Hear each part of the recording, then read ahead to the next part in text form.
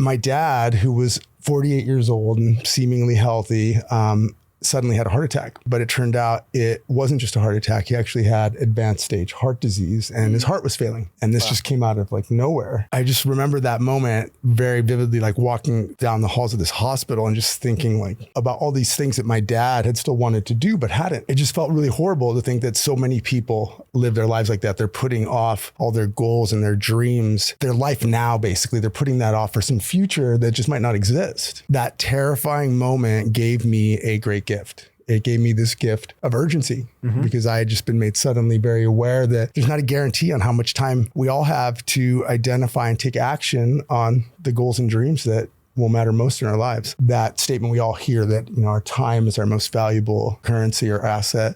Because what happened with my dad, the health situation, that might not have been avoidable, but what was avoidable was the regret. He had all this regret about all these things he hadn't done yet because he thought he'd have more time. Cash. Ladies and gentlemen, group chat. Cash.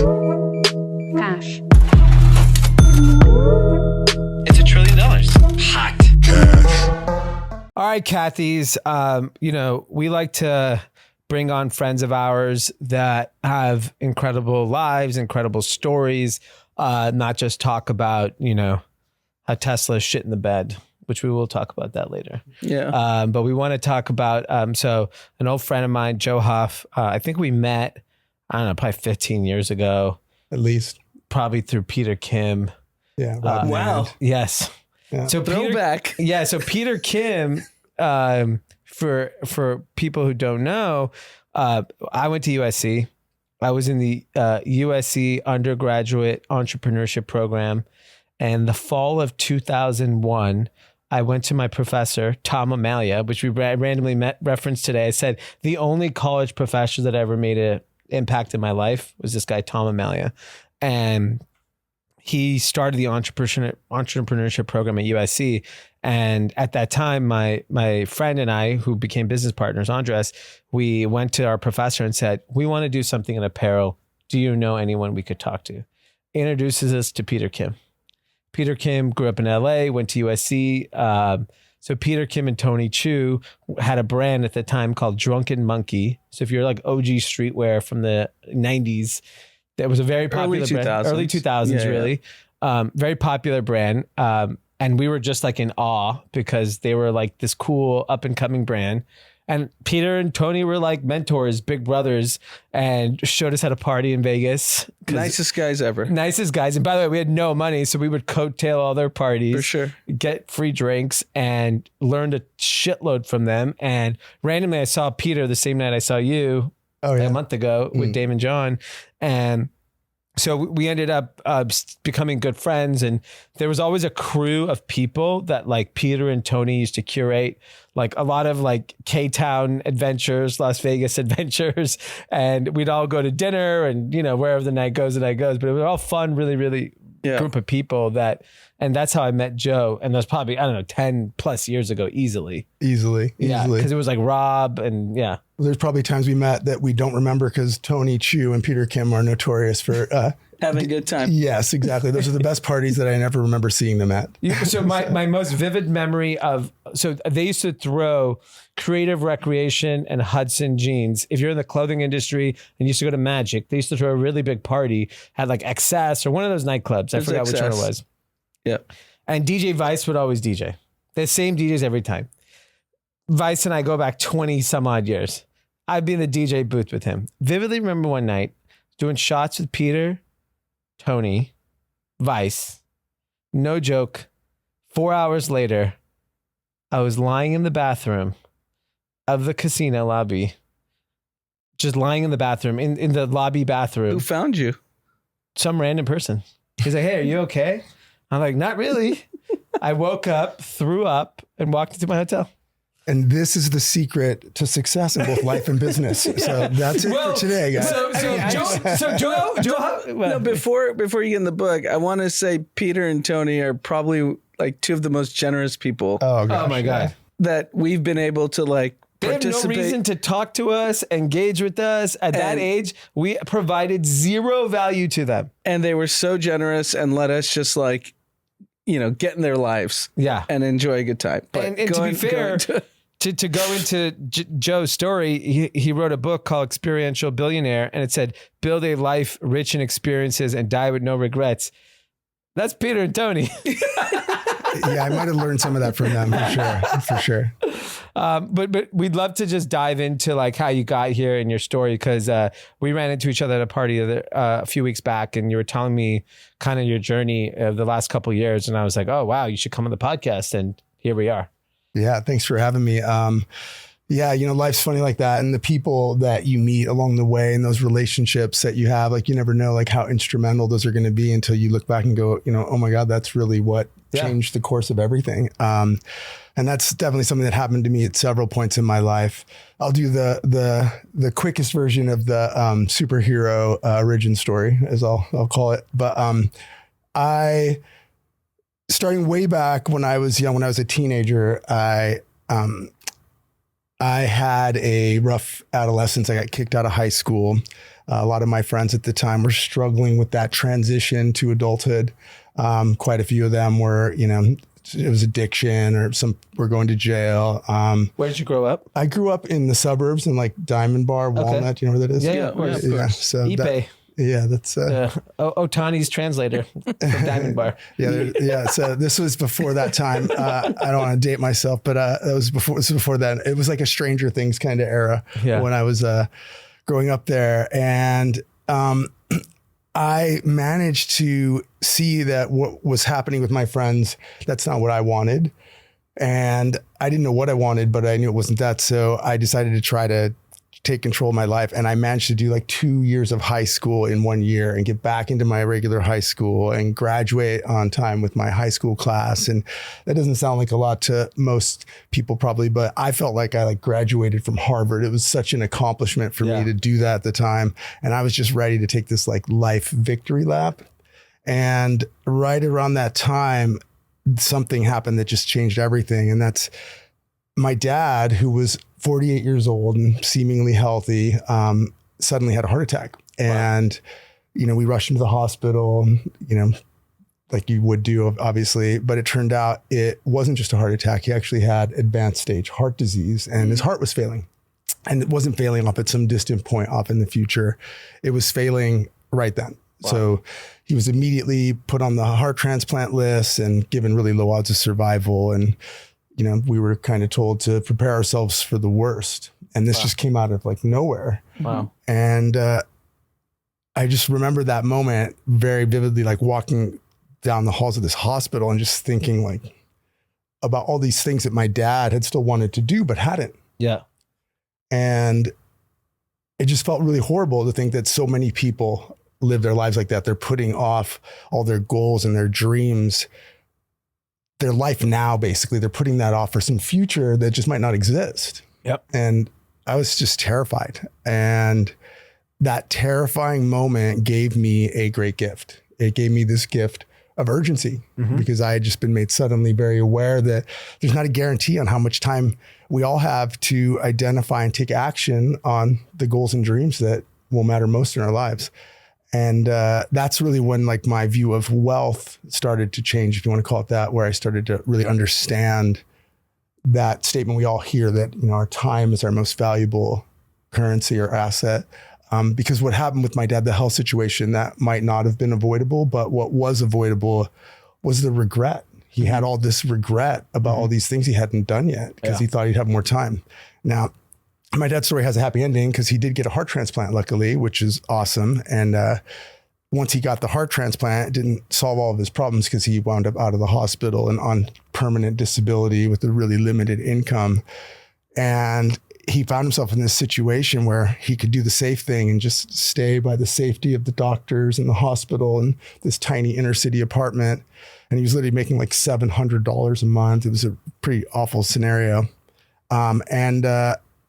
Because of what happened, he knew what was at risk though.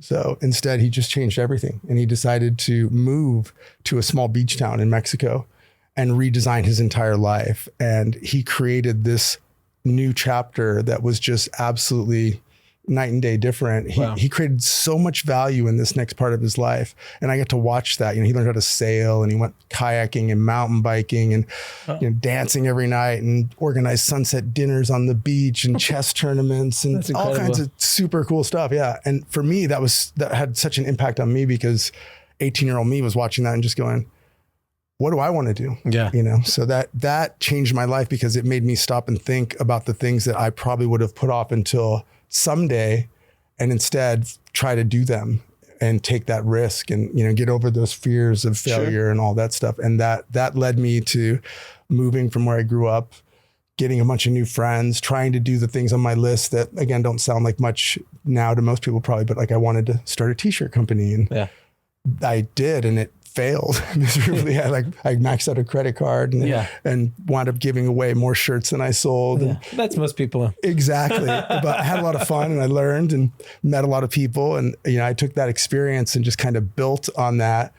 So even though all the things I did didn't work out, they all had value, because they all taught me that I could identify and take action toward things that I cared about. And even if I wasn't, I kind of like a saying where, even when you fall on your face, you're still moving forward. You're getting like new perspective. Sure. So yeah, to kind of cut the whole story into how I got to Experiential Billionaire, I kind of just started figuring out how to fill up my life with experiences, and I wasn't getting any richer. But that was okay. I was actually like, I'm having a good time, and I'm trying to figure things out. But the more new things I did, the more new people I met, and the more new people I met, the more close relationships I had.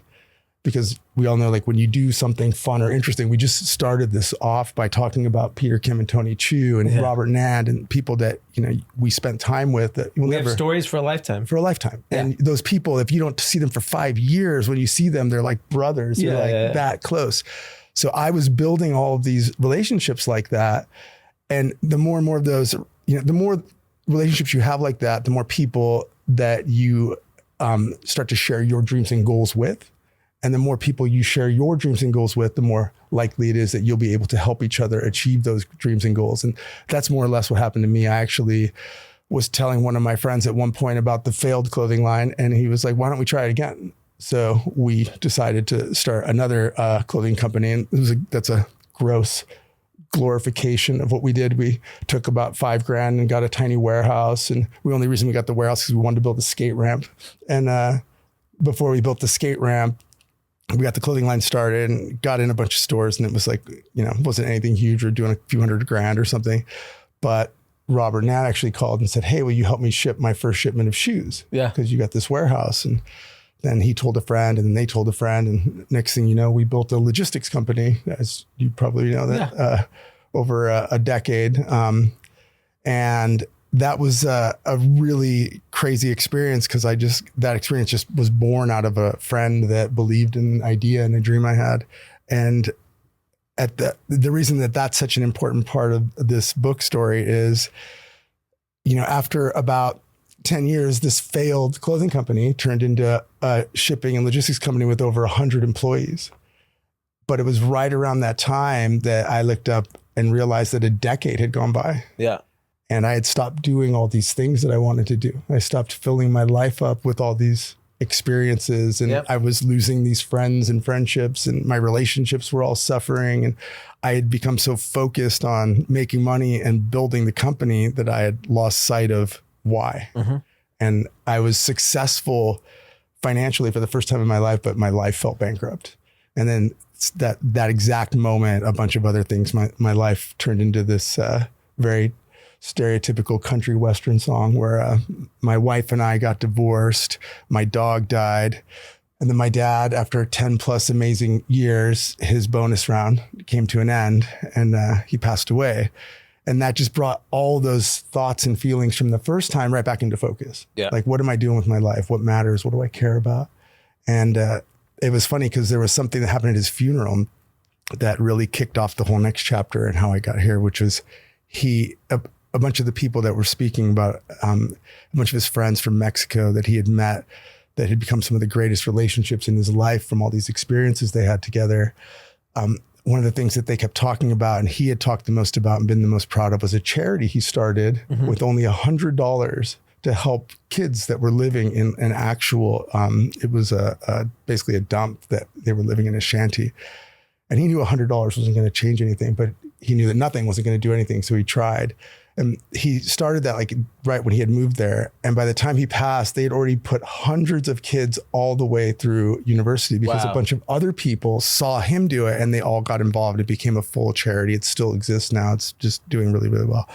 So that made me think, what do I want to do? Yeah. And I thought, I think I'd like to not wait till I'm quote unquote the Bill and Melinda Gates Foundation, because that probably won't happen. So I said, I want to start a charity. And since I had no idea how to start a charity, I started another t-shirt company. And that turned out to be one of the best decisions, because that was a company that was designed to work with charities.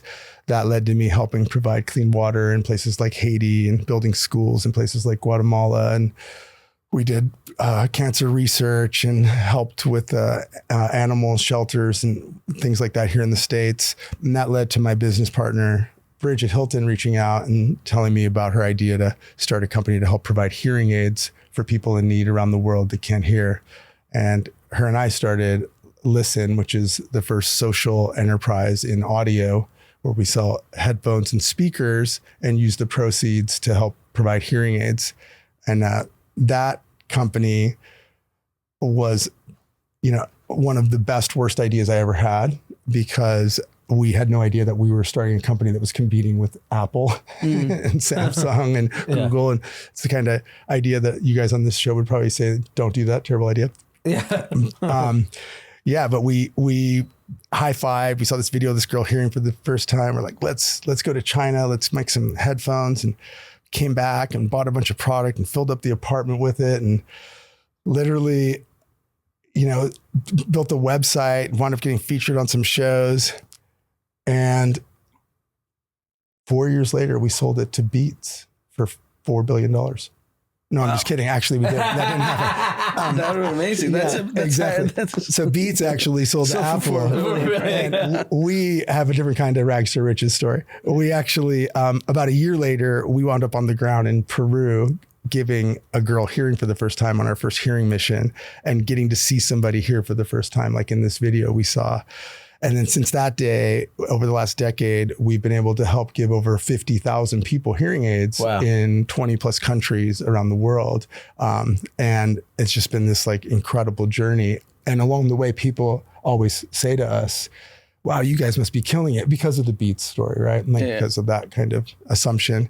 And we did all right, obviously, but at the same time, it's not that kind of rags to riches story. It's a different kind of story where we actually spent a decade doing things that people only dream of. We traveled the world and saw the 7 wonders and got to witness children hearing the sounds of like their parents' voice and rain and laughter for the first time. I mean, it's just been this like incredible journey. So when people would say, you guys must be killing it, we would always just laugh and go, we're more like experiential billionaires. That was where the book came from. I want to rewind to something you touched on, was basically like you were spending 10 years building a great business. You made a lot of money. And then you realized, because of certain life events, that you need to find new purpose. So what's the balance for a young person that is diving into a career? Do you just dive in and find balance later? Or because I would say the one big difference in society today than say 20, 30, 40 years ago, there was a world, even when I graduated college, which was in 2002, you could live in LA with very little money. I always say that. You could. It's a distant memory right now. Yeah, because I when I graduated college, I lived in a luxury apartment. It was $1,800. We split it, $900. Boom, boom. Yeah. And I was an investment banker making decent money. Yeah. And I was able to save a lot. Yeah. So what I'm saying is the flip side of that is, in that time, I was making the same era. I was making $1,500 a month. Yeah. And I figured out how to just get by. And so it gave me confidence to just do whatever I felt I was passionate about, which was at that time the clothing brand. And I think, to your point, like you put your head down and you worked, and you came out of it being like, fuck, Do you feel like you can do it in phases, or do you think you have to pick?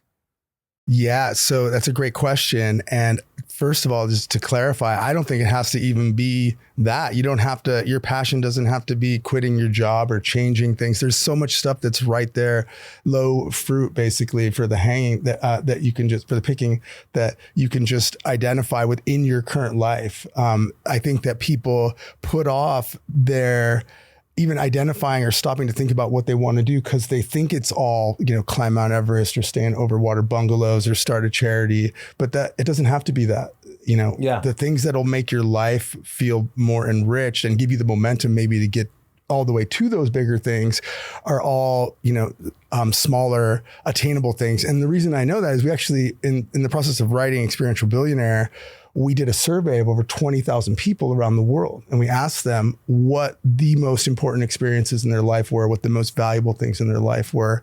And the results weren't all these big unattainable things. It was stuff like, I want to learn a new language. I want to learn how to cook. I want to go visit my family I haven't seen in this next state over.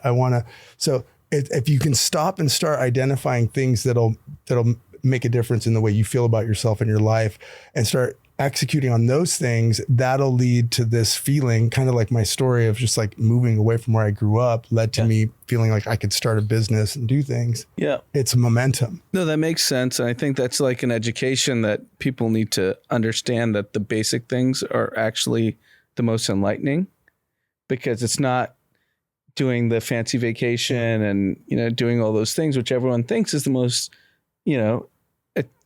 things that everyone kind of wants to attain to do. Yeah. I mean, and that's the tough part, right? Well, it's not like, so, I'm not trying to placate people and say like, don't go on safari. The zoo is just as cool. If somebody said that to me, I'd want to punch them in the face. Right. Yeah. And I think that there's a place for like going on a great 5-star vacation for sure.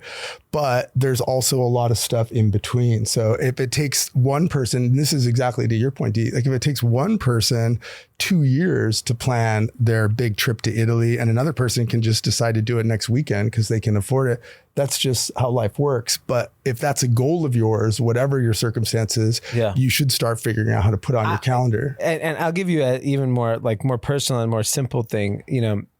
One of my wife's and I goal this year was us spending more quality time together, mainly because, we have 2 young children and it's been extremely difficult to go to dinner. Yeah. Forget trip, like go to dinner, one of the most basic things. And so we kind of set that at the beginning of the year. And then I was catching up with an investor of mine the other day and he was like, oh, you talked about the beginning of the year about all the date nights that you're going to do. It's like, yeah, I didn't do it. Yeah. And he was like, why? And I was like, I don't know. And then, we had the other thing my wife and I had planned. We had planned to go on a weekend trip, 2 nights, the 2 of us. And then work came up and I went on a trip and then I was supposed to reschedule. I didn't. And it's like now 4 months into the year, we didn't do jack shit. So, and it's on me at the end of the day. Like it was my fault. And my investor actually, when we were catching up last week, he was like, you told me 2 things at the beginning of the year. How's those going? I'm like, damn, it didn't happen. And there's no excuse. And like when, you're talking about, it's the most simplest things that for whatever reason, you just delay and you put off. We always think we have more time. First of all, I love that you brought both of those points up because one of those things you said, like your investor called you out on it, and accountability has a major impact on our follow through. Yeah. So just having that person sharing a goal with someone so they'll hold you accountable, it increases your odds of actually achieving that goal to 65% in studies, basically, up to 95% if you have an actual specific date set to meet them for a follow-up appointment to see where you're at with something. But the second thing that you said, or how you started actually, about it's happened to you even though you planned it, it happens to me. I wrote a book about it. And the study showed when we asked all these people these questions, nobody put at the top of their list of the most valuable things of my watch or my car. Nobody at the end of their life is like on their deathbed going, I want to see my wallet one last time. It's literally always. I'm sure there's some people. Some people maybe. Yeah, it's LA maybe. No, but it's always, everybody knows that these are the things that matter most, but we don't act it because the same study revealed that literally 78% of the respondents were not happy, had major regrets because of all the things they hadn't done, hadn't tried, hadn't taken action on. So it's like this glitch where we know it, yet it's easier to just kind of suppress it and assume like it'll just happen in the future. So again, I'm guilty of it. At times I have to stop and catch myself and go, okay, and I have like that extraordinarily painful personal story with my wife that keeps us very on track that I'll share if you want. But yeah, I mean, I think it's very relevant because I think, when you think about like, time as being the most valuable asset that everyone has, when there's a risk that it could be cut short, you do have that like a moment where you're like, like when you meet particularly older people, I find them to be. I take offense to that. No, I'm kidding. No, I'm saying like, I'm talking about people when I meet in their 70s or 80s, and when they talk about, like, I had a meeting the other day with he's only 59 years old, and he goes, "Do you know what my number one competition is?" He goes, "Time." Yeah. He's like, "I can't do this for much longer at the pace I'm doing." This is after like 7 cigarettes in front of my face, drink. I'm like, I'll tell you why you can't do it for much longer. You're fucking unhealthy, motherfucker. Yeah. And so I'm sitting there listening to him, and I'm like, he's like, in order for us to work together, we need to be on the same timeline. My timeline is it's over. Like it is, I'm at the end. I need someone to be at that urgency level in order for us to work together. And I was like, that's super interesting because the flip side of it is you meet the 70-year-old man or 70-year-old woman who's, particularly if they're in your industry, they have the similar empathy where they have a calmness about them because they've experienced everything and nothing phases them. And they're like laughing at you, basically like, yo, chill the fuck out. Like everything's going to be fine. Your life's going to be fine. You're going to figure it out. And it's just interesting to see like these different dynamics and behaviors with age, where some people like literally see it as like their clock ticking. And there's other people who'll be like, you know what? I'm going to live my life. Like I'm going to do whatever the fuck I feel like. Yeah, it's funny. We actually share. We created a card deck as well that's full of like quick and easy thought exercises and things to do to try to figure out what you care about and then take action. What kind of questions are there? I'll read a couple. Like this is one that's kind of right up the. So alley. what's the card deck? This is called Treasure Maps, and this is actually based on the first chapter of the book. Okay. And another thing I'll just share is Experiential Billionaire, if I had to sum it up in a sentence, is we're trying to give people the urgency that you would have if you had gone through a near-death experience minus the near-death experience, like give you the urgency and the tools, because we all know that those people that have a near-death experience, those are the ones that wake up and run that marathon or propose to that girl or start that company or ask for that raise or whatever the thing. So that's kind of the goal. And like a lot of the stuff it revolves around kind of realizing your time is finite. So this is the top card. It's like, if you knew you had 1 day left to live, what would you do? Write those things down. And then after you spend some time and write them down, okay, why aren't you doing them? Do as many of those things as you can in the next 24 hours and just get those off your regret list. Because a lot of the time it's something like I'd call my old friend that I haven't talked to in 20 years, or I'd forgive someone. I'd forgive myself. I would, these are things that you can do that'll have a significant impact on your life. That's a crazy question to answer. And there's a lot of those types of questions in this book. We also have and I think like inherently, like there was a social media post one of my best friends shared with me yesterday about time and children. Yeah. Just like Ollie shared it with me too. Yeah. And it's basically like, how many summers and how many summers, like that idea, but it's also that count is really scary when you see like how many Christmases you have 33 days left with your children. And I was like, what do you mean? I don't like hearing that quantified. Yeah, when they say how many summers you have and you have this and that. And then one of the things I think that struck me of the post was really around the amount of time you spend with your children up until the age of 12, I think they were referencing. it just plummets after 12. Yeah, they hate you after. Yeah, 12. yeah. They're just like, well, I think they go through their phases, right? Yeah. Like the teenage years, they grow distant, and then like we did, you come back, right? The problem is like lives get busy, right? They're going to go to college, they'll maybe go get a job or whatever. They'll move on with their life. Move away. Yeah, whatever, and they may move away. And so you're looking at that, and then this morning I was like, we woke up all early. We're playing. We're just like all in on playing until like the split second I had to leave for work because that thing hit me and I was like, fuck, man, this little age they're at is just going to be gone. Yeah. And then they're going to be like little dickhead 14-year-olds and it's going to be a very different experience. Yeah, we think about it all the time. I have a 2 and a 4-year-old. And we're highly aware, and you can do it on those smaller scales, and you can do like that math of how many more times.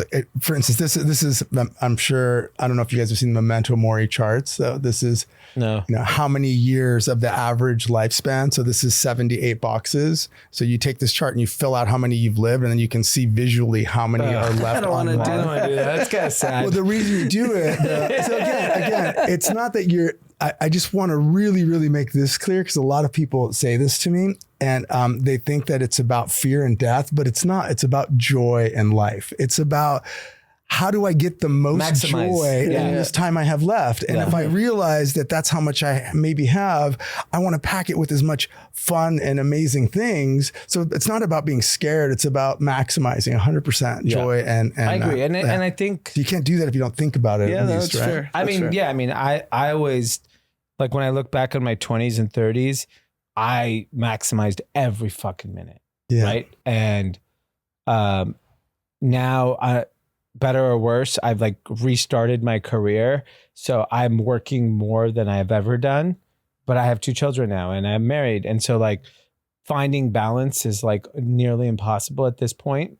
And so like I've convinced myself that it's not forever.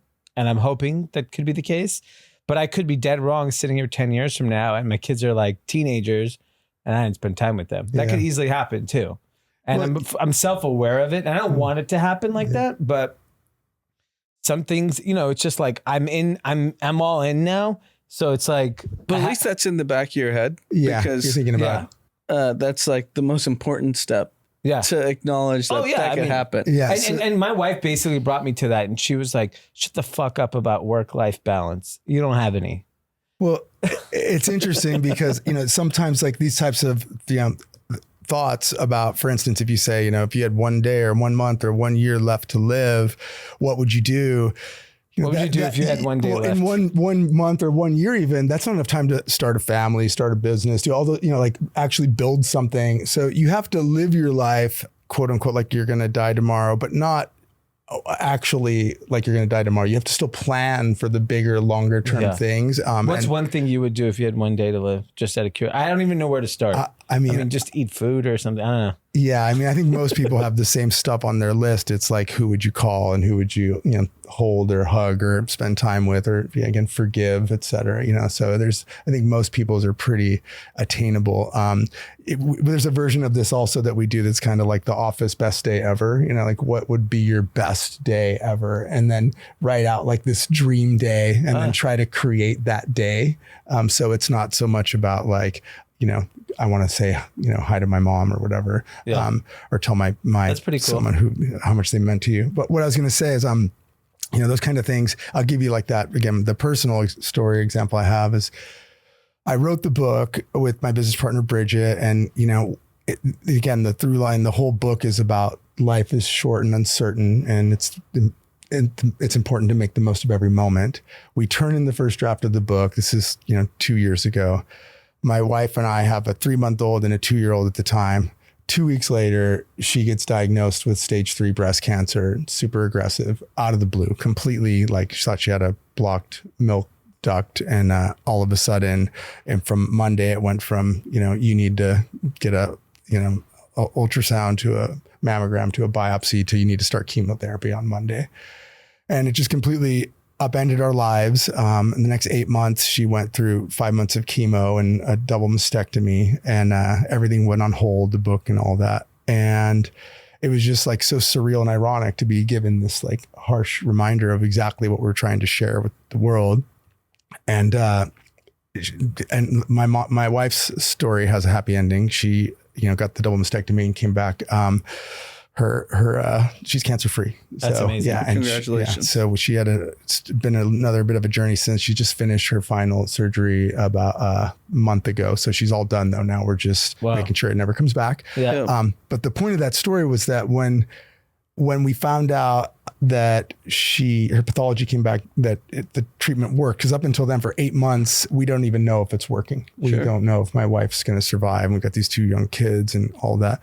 But when we found out that it worked, it was this crazy moment because, we shuddered obviously to think about what would have happened had it gone the other way. But of all those feelings we had, we didn't have regret because my wife and I were super intentional with the time that we had, the 10 years that we had been together. I mean, we had done everything we said we were going to do. Like we were so good about filling up the moments with all the right things that gave us that comfort. So it was the proof point of like what the quote unquote, studies say that, what causes or doesn't cause regret at the end of life. Like we lived it. Wow. We actually lived it. So that way of life, and for someone like you that's thinking about it now, like if you're thinking about it, no matter where you are, even if you feel like you failed the last week or two, like all of us do, there's times where I'm like, oh, I should have been there for this thing for my kids now or whatever. It doesn't mean you can't correct and change and adjust and become that, better version or better thing that you want to be. And I think that's what's really important. Yeah. I mean, that's remarkable. A really interesting story, very timely, just given all the uncertainty in the world. Yeah. I'm sure people have this kind of general view of it. Is the book available Amazon? Amazon's best place for sure. So it's called Experiential Billionaire: Build a Life Rich in Experiences and Die with No Regrets. And it's on Amazon. And the game? The game is called Treasure Maps, a card deck by Experiential Billionaire, and it's also on Amazon. Perfect. And our website. We have a website, experientialbillionaire.com. Experientialbillionaire.com. Yeah, and that has a bunch of free resources like workshops and exercises and guidebooks and science and the study and all kinds of stuff. It's all free. Yeah, I feel like the book is very powerful, and I feel like just if you're able to do it as like a part of the experiences, like doing this exercise in person with people, I think will also like just as like a business model. Yeah. You know what I mean? Because I think like people, like the book will make you aware, but I think you hearing it in person has a bigger impact on you because you feel the emotion of it. Which I think a lot of people need that like push, the accountability piece to it, where I think like if people held themselves accountable, like we wouldn't be the fattest country in the world. Like, there's so many reasons why we can't do it. We're incapable in some cases. Yeah. So I think like, if you're able to build that a part of your business. Maybe do a group chat, Experiential Billionaire live show collab. Yeah, that'd be awesome. Fun. Yeah, we do, my business partner and I both do keynote corporate speaking. Yeah, okay, and that's exactly, we do a lot of workshops. And, the first part of the story explains like where this is all born from and all the messaging behind it. But then we go into like all the actionables, like the book, it's just, this is what you do. We know what everybody's excuses are / reasons for not doing the thing. So this is how you overcome that, take steps and actually start to build the life you really want. So amazing, man. Incredible story. Thanks for coming on. I appreciate you. It. Yeah. Thanks. I got to move my ass on a couple of things. All right, let's get into some news. There'll be plenty of time. Do it someday. That was a great interview. Unfortunately, we have some, that was very positive. Now here's the negative. Jerome Powell.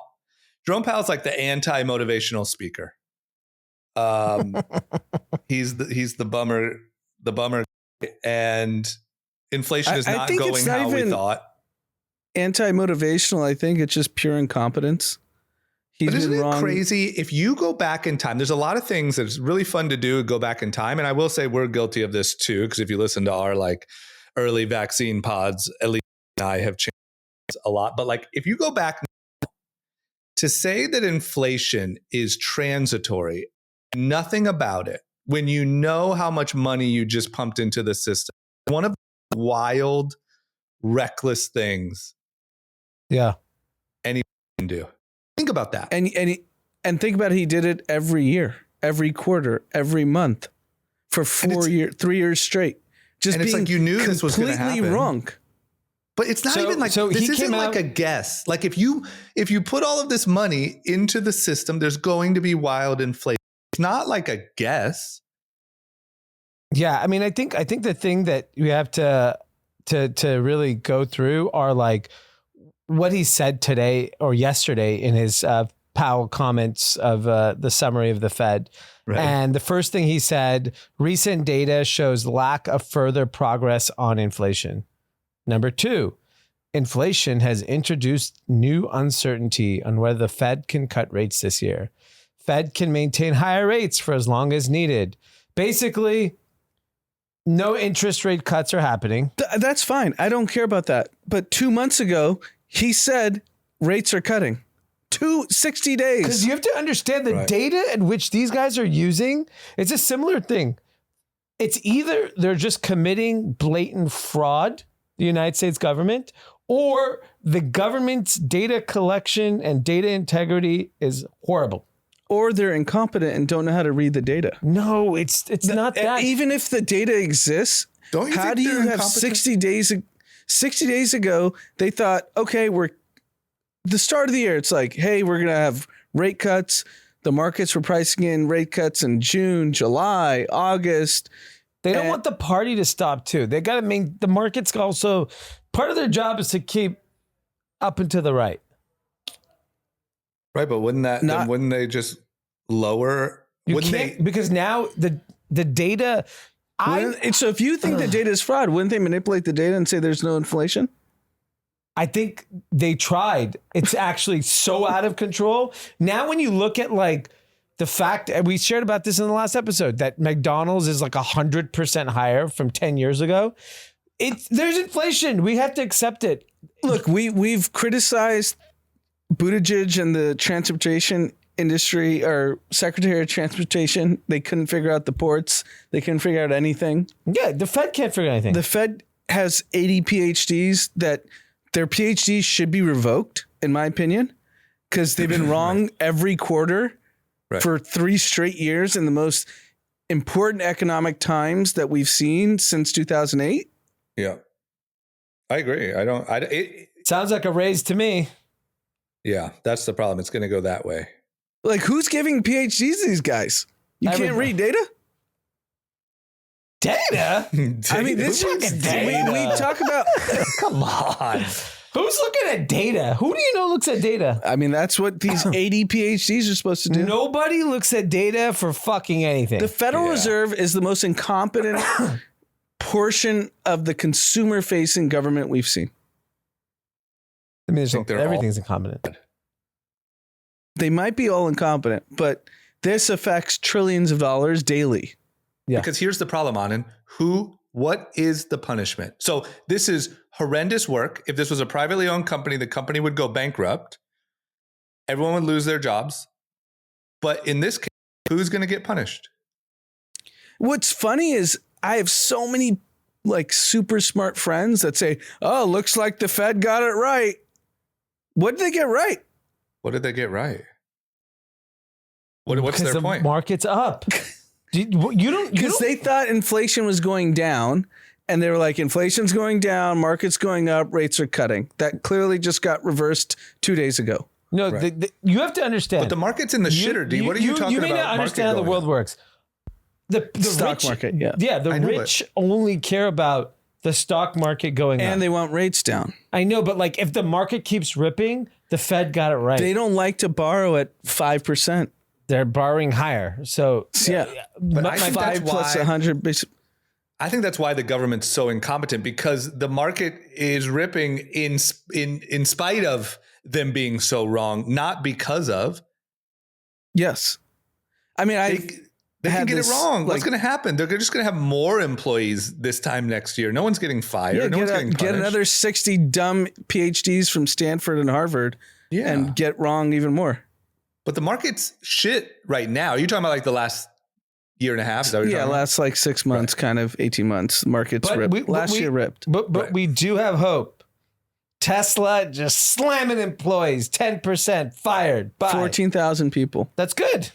It's good for Powell. Powell likes that. Maybe the new 60 PhD morons. Google announced they're cutting people today. They didn't say the number yet, but like Google can cut 50,000 people easy. Yeah. Easy. You want to have 200,000 employees? I mean, there's 50,000 people just reading books all day. Yeah. I mean, did you see the videos of the people in the CEO, the office sit-in? I mean, come on. You can't tell me there's not 1,000 of those you can't cut tomorrow. I mean, if you have time to go sit in someone's office, you got to go. Yeah. You can fire a lot of people there. I mean, look, I think the layoff party is just getting started. But I think it's a white collar layoff party, which isn't an aggregate enough to have an effect on unemployment. I mean, like 14,000 people is nothing. I think healthcare is like basically government subsidized. So like that doesn't count. But in the services industry, my guess is in like parts of the restaurant industries and part of if the service industry, the labor wage workers start getting cut, then you have a real unemployment issue. Yeah. So I don't believe like Google, no one cares if Google or Facebook or Tesla in your aggregate. What is that, like 150,000 people? So I think in aggregate it's like 200,000, which is over the last nothing. Yeah. I think that the big test will be if a Walmart lays off people, and not Walmart's laid off people in corporate, but if they're doing the daily workers. And what we see there is they're actually raising wages because they can't get. I know both of your companies, you guys are hiring. Yeah. Right. Yeah. So Powell got it right. Powell, the genius, the visionary. He's a genius. Soft landing, never landing. Yeah. Just don't land at the Dubai airport. Well, Dubai is a train wreck. They didn't really think about rain, huh? All those geniuses over there. Is that really because of cloud seeding, or is that a conspiracy? I'm all in on cloud seeding. I talked about it a few weeks ago. Cloud seeding is real. So I think it's a common. I have no idea. They'll never obviously release the data because that's not what governments of that sort do. We got to get rid of this data word. No one's releasing it. No one's talking about it. No one's reading. It's not. Data is whatever you want it to be. Right. That's data. So D's data is cloud seeding. My assumption. We're cloud seeding in LA on the weekends. That's why every weekend is ruined. Yeah, they're fucking up my golfing ruined. With all this cloud seeding. Literally every weekend we have these cloud seeding problems. Cloud seeding's ruining every weekend. The kids have to stay inside the whole day. They're trying to. They want to destroy American families. Yep. But true. My assumption is it's a combination of cloud seeding and then rain actually happened, and it was like a kind of double. So now you're in on cloud seeding. No, cloud seeding is clear. Yeah, there's like no debate about it. Yeah. That Dubai does this. Yeah, the fake rain. Yeah, and I think they actually had a storm, and they were doing cloud seeding. We're finally getting on over to our side. Now let's talk about the moon landing. This moon landing. That's all fake too, right? No, but cloud seeding's I don't think debatable with Dubai. Some people think it's not real. People, if you went to like but don't they say Dallas Rains, the meteorologist Al Roker probably doesn't believe it. Well, like, cloud seeding, moon landing, these are things now you have to start questioning. Well, I don't think that cloud seeding is questioned. I think they've admitted to it. Who is they? The government. The data. Data. Real quick side note, Kathy's drama had some technical difficulties, so he got cut off from the episode. So from here on out, it's just back to Anna and I. Just want to, if you don't hear him talk, it's not that he's silent. It's just we're having some technical difficulties. But either way, Dubai, cloud seeding, storm, whatever you want to call it. If you saw the footage on Twitter, the airport was flooded. The malls were flooded. Cipriani was completely cratered. Restaurants are destroyed. Sheikh Zayed Road, which is like the equivalent of like the 405 of Dubai. And there aren't 101s and all these other they don't have like a proper drainage system. They don't have a drainage system, and the city came to a complete standstill. I had a friend that was at the airport, could not leave. Yeah, of course not. And I had a friend who had a car on Sheikh Zayed Road, had to flee on foot. The car is destroyed. Yeah. And there's a lot of damage. A lot of damage. And if you think about, forget the infrastructure damage, which is clear because you could see that on the internet, but the hygiene and disease that is going to come on top of that. But it's not a densely populated city. No, but that water is not Like seeded water. It's not clean. No, but it's scraping up whatever's in the ground. Yeah. But I think Dubai's pretty clean. It's not like India. It's sure, but you have unsettled water. Even if you're rain, malaria, very easily, all that stuff. If your house got flooded from just rains, it's probably not a safe place to stay. Yeah. Yeah. I mean, look, I think what's interesting is and all flights have been banned from Dubai in and out. I wonder what, like, obviously there's mega sovereign wealth funds out of the Middle East region. And I wonder what percentage of allocation has gone to climate tech. And, given that their background is in oil, I'm really curious, like if you were in MBS's inner circle or the Sheikh of Dubai's inner circle, and you were talking about climate change and climate tech, what is their belief? I mean, given the city got destroyed from one day of rain, one day, done. A couple hours, I think. It's like a 6-10 to 1. Think about it. Like we had a week straight rain here, and whatever, people's roofs were a little leaky. So here's the. You want the bureaucratic counter to these different communities is that there's no permit restrictions when you want to build in Dubai.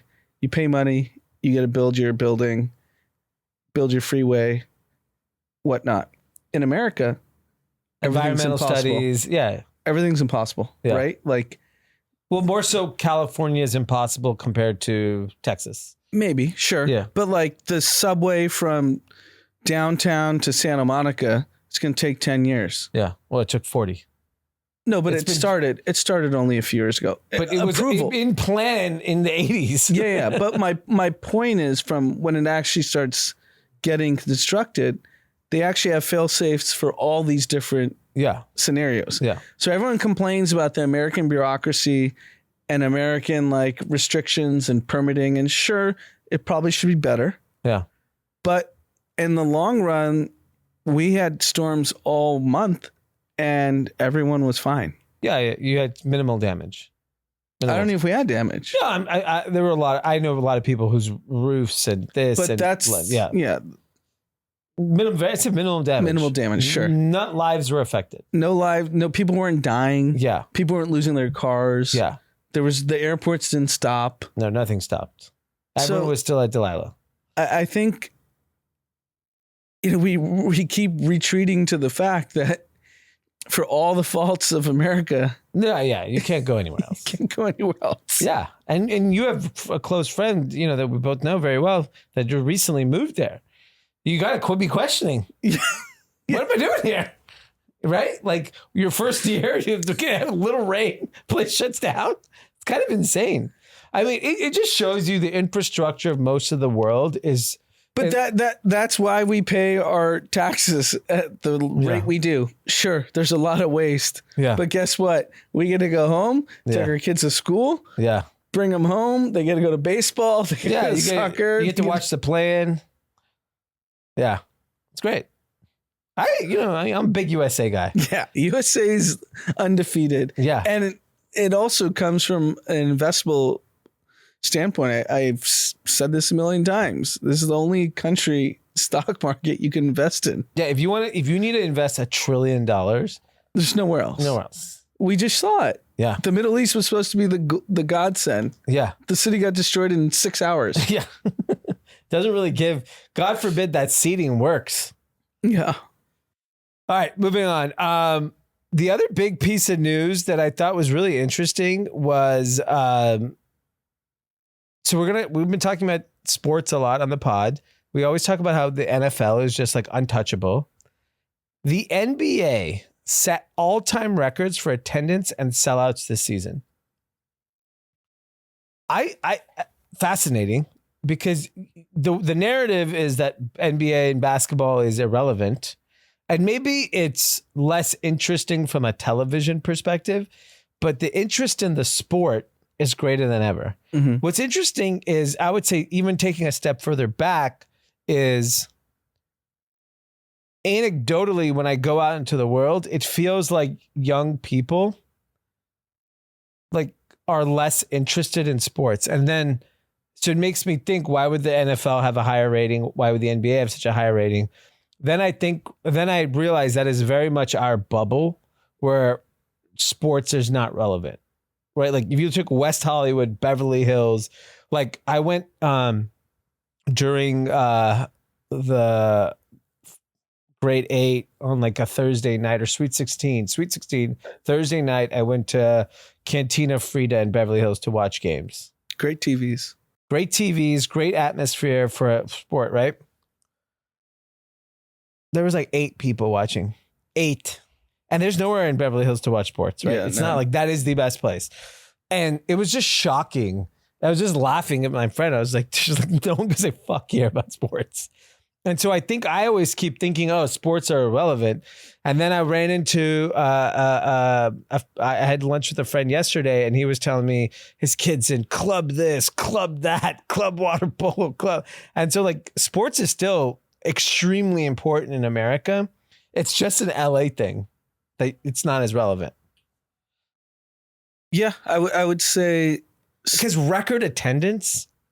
Yeah, record attendance on record prices too. Yeah, it's so expensive. So expensive to go to any of these games. And I think linear television's a problem more than the actual sport. And people would love, I mean, if you're a family of 4, kids are like 12 and 10, you want to kill a Friday night, why wouldn't you go to a game? It's just so expensive. That's why I'm shocked at that these games are selling out. I look at games all the time. I'm like, fuck, like your game is so expensive. Just shitty seat is $250, $300. Yeah. A ticket. But yeah, no, the NBA on social media, I think, is bigger than ever. Yeah. If you look at the clips and what they get, like Steph Curry's press conference, I think got like 3 million views. Yeah. The thing that I'm curious to see how they translate it to is the next TV deal will be a big one. Like, how do they handle that whenever that's up? Obviously, I think it's up next year. And then the value of the teams will be determined by that TV deal, right? Because that is the biggest source of income. But like, you know, when I'm in New York, everyone just talk about Knicks, and the Rangers. Yeah. Oh, they yeah. love the Rangers. Yeah. I'm just saying, like, in New York, sports are a different beast. But like, there's a sports bar community in New York that doesn't exist in LA. Yeah. I think it exists in maybe like the South Bay and Orange County. Like you go to a sports bar. Definitely not around here. Nah. No one can't gives even. a shit. I've been during big games and they have like the news. And I'm like, is there any chance we could watch like the Super Bowl? Like, well, you know, it's just like literally no one gives a shit. It's wild. Just like not ingrained in this weird part of town. Yeah. No, that's fair. And I think the TV deal is going to be big because you have all these players. You have Amazon, Netflix, Apple. That's fair. So it may not matter, this TV deal. This TV deal won't matter. All right. Let's move on to winners, losers, content. Winner. Who do you got? Caitlin Clark. Wow. So she was the number 1 pick in the WNBA draft 2 days ago to the Indiana Fever. Okay. And the number 1 selling jersey in the history of Fanatics for any sport of any athlete. Yeah. Of how quickly it sold. Yeah. She is a phenomenon. The whites. The whites, sure. Whatever you want to attribute it to. People don't want to talk about it, but like part of the reason is that in a predominantly black sport, a white woman has thrived, and like that does make an impact. Like it was the Eminem effect. Yeah. Like it was like, whoa, a white guy can rap like this. It's the same thing. Like a white girl can shoot from 35 feet. Yeah. Like shoot like Steph Curry. Like it's exciting. She's for the got sport. swag too. Yeah, she got a lot of confidence. She showed up in Prada. I don't know if you saw that. All the girls showed up in very expensive outfits. And then she was on Pat McAfee today. Oh, nice. She did 30 minutes. I watched it. Yeah. She's got personality. Yeah.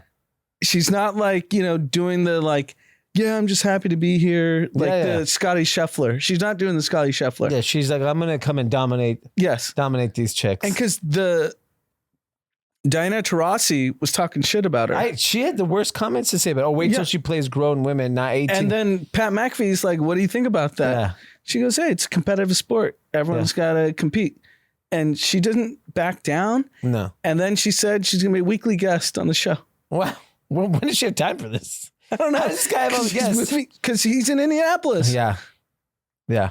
That's Blockbuster. Yeah. And then he cornered her and saying like, that's a contract. That's a binding contract. You just said it. Yeah. And her parents were there. It was great. Yeah. Great content. It's good for it's people were questioning whether the star power will transfer to the WNBA. I think 100% will. Yeah. I mean, I think Pat McAfee is like building this. Yeah. Because he's in Indianapolis. Oh.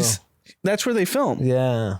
And so it's good hype for him too. And he's like, we already bought season seats. Yeah. He's giving away tickets. Yeah. He said, if I make this shot, I'm giving away 4 season seats. He made the shot. Yeah. He's doing well, it. I'm sure he should, maybe he owns part of the team. They should definitely give him ownership. Yeah. Because he keeps saying, he's like, all the suites are sold out. Yeah. Everything's sold out because they know she's coming. And I mean, think about it. Indianapolis, like, is not far from Chicago. It's like you could drive. Like, people from all these big cities in the Midwest, you could just drive there. Yeah. It's a pretty centralized place for that. So. I was kind of disappointed that Taurasi shit on her. Like, you want to build the game. It's just people. Like, Michael Jordan didn't shit on Kobe. No, but he shit on a lot of people. No, but he was already on his way out. Yeah. Taurasi's done. Yeah. It's Jordan, bad for the sport. Jordan mentored Kobe. Yeah. I mean, look, I agree. It's bad for the sport if you want to grow the sport. All right. My winner of the week, because I know the Cathys are blowing us up about it. Anthony Saleh. He is smack dab in the middle of the hottest beef since, I don't know, a long time. Jay-Z. I don't know. Jay-Z Nas. This is the hottest beef since then.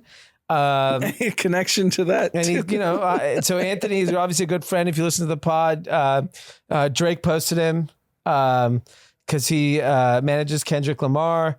Unbelievable content. I was talking to him yesterday and he's like, you love this, don't you? You love this. I was like, look, I do love it. It's incredible content. Obviously, I don't want anyone to get hurt.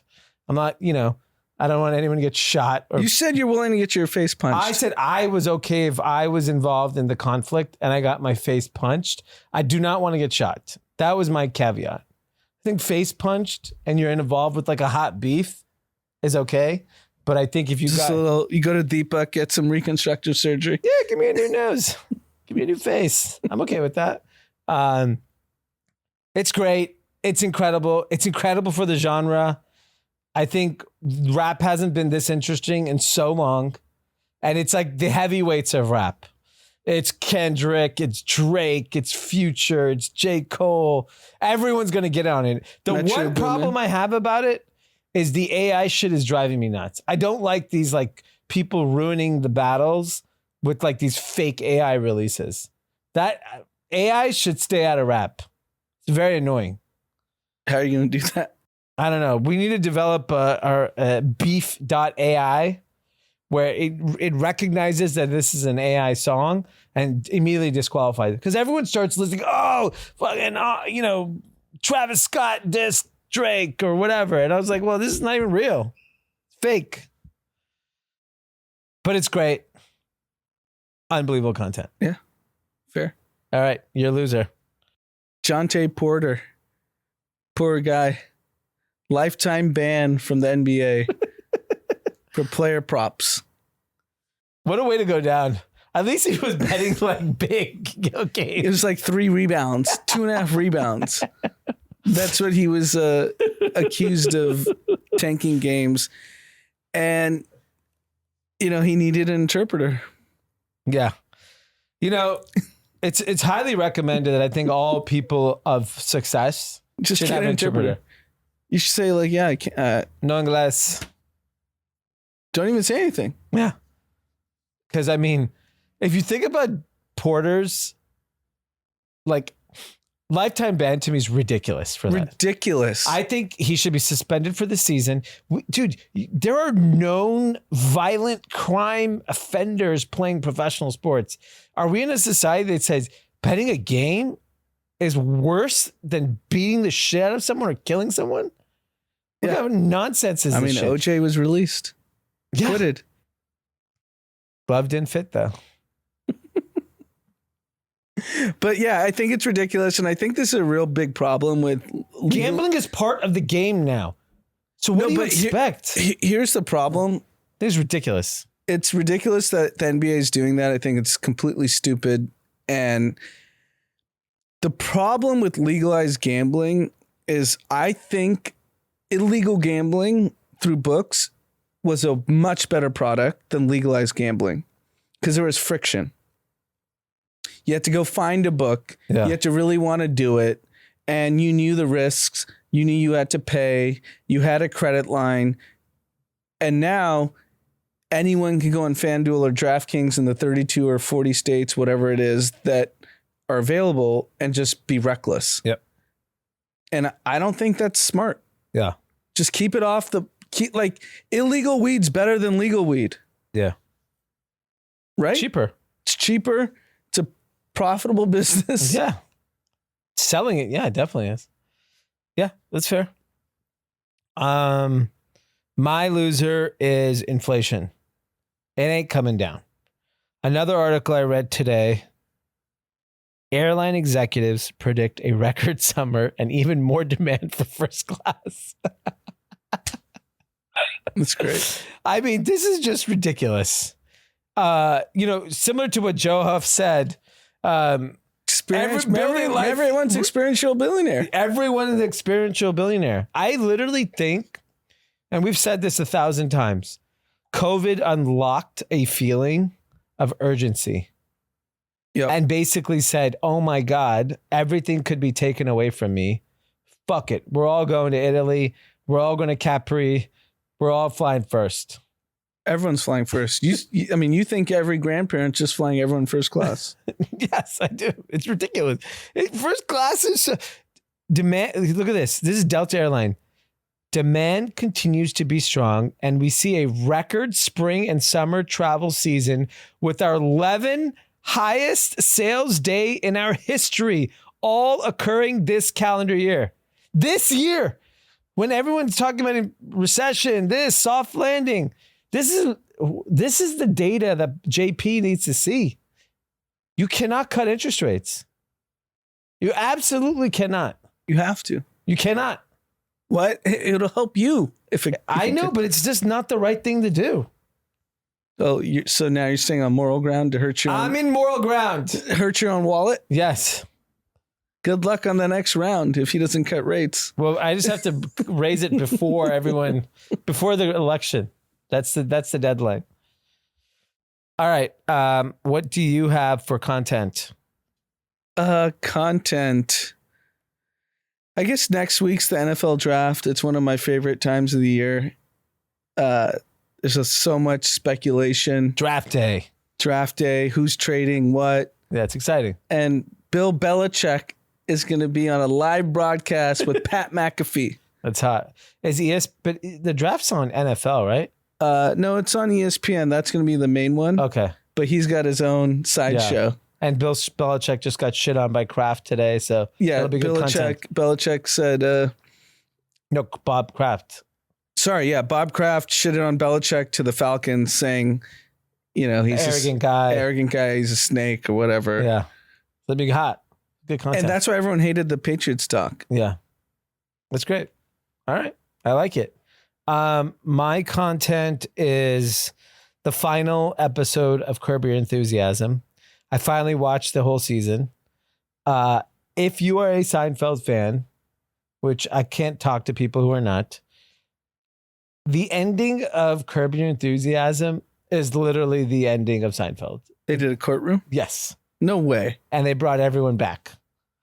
And you know what's funny is Leon, I'm going to give a little bit of away, but Leon goes, part of the episode goes, I'm going to watch Seinfeld. I want to see what you've been up to.